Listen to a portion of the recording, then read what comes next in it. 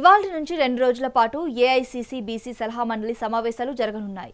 బెంగళూరులో జరగనున్న సమావేశాలకు తెలంగాణ నుంచి 7గురికి ఆహ్వానం అందింది.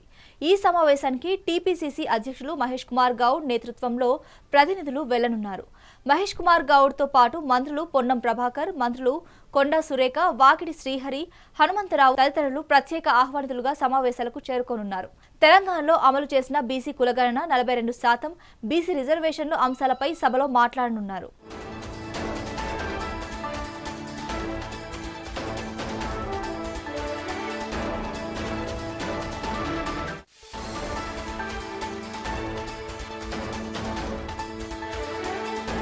ఇవాల్టి నుంచి 2 రోజుల పాటు ఏఐసీసీ బీసీ సలహా మండలి సమావేశాలు జరగనున్నాయి.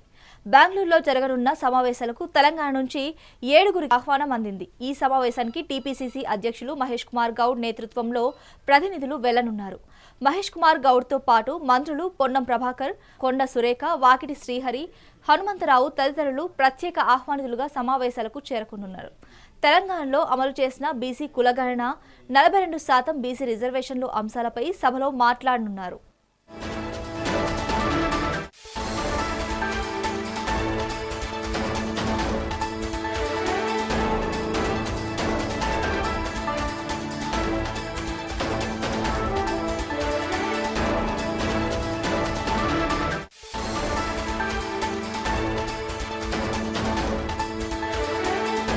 ఇక దీనిపై మరింత సమాచారం మా ప్రతినిధి శ్రీనివాస్ అందిస్తారు. శ్రీనివాస్, చెప్పండి.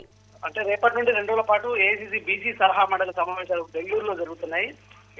అంటే తెలంగాణ నుండి ఈ సమావేశాలకు 7గురికి రావాల్సిందిగా ఆహ్వానాన్ని అయితే పంపించారు. అయితే వీళ్ళు టీపీసీసీ అధ్యక్షుడు మహేష్ కుమార్ గౌడ్ నేతృత్వంలో కూడా తెలంగాణ నుంచి సమావేశాలకు ప్రతినిధులు వెళ్తున్నారు. అయితే మహేష్ కుమార్ గౌడ్ తో పాటు మంత్రి పొన్నం ప్రభాకర్, మాజీ ఎంపీ వి హనుమంతరావు ప్రత్యేక వెళ్తున్నారు. అదేవిధంగా ప్రత్యేక ఆహ్వానితులుగా మంత్రి కొండా సురేఖ, వాకిడి శ్రీహరి, ఎంపీ అనిల్ యాదవ్, మాజీ ఎంపీ మధుయాష్కి గౌడ్ కూడా వెళ్తున్న పరిస్థితులు. అయితే తెలంగాణలో అమలు చేసిన బీసీ కులగణన, అదేవిధంగా బీసీలకు 42% రిజర్వేషన్ల అంశాలపై కూడా సభలో పీసీసీ అధ్యక్షుడు మహేష్ కుమార్ గౌడ్ మాట్లాడతారు. ఎందుకంటే బీసీ అంటే సలహా మండలికి సంబంధించిన అంశం కాబట్టి దేశవ్యాప్తంగా కాంగ్రెస్ చేపట్టినటువంటి తెలంగాణలో చేపట్టినటువంటి కులగణన కావచ్చు, బీసీ అంటే బీసీల 42% రిజర్వేషన్ అంశాలకు సంబంధించి అమలు చేయాలని కూడా ఇప్పటికే రాహుల్ గాంధీ నేతృత్వంలో కూడా డిమాండ్ వినిపిస్తున్న నేపథ్యంలో కూడా ఈ సమావేశం ప్రత్యేకత సంతరిస్తుందని చెప్పొచ్చు.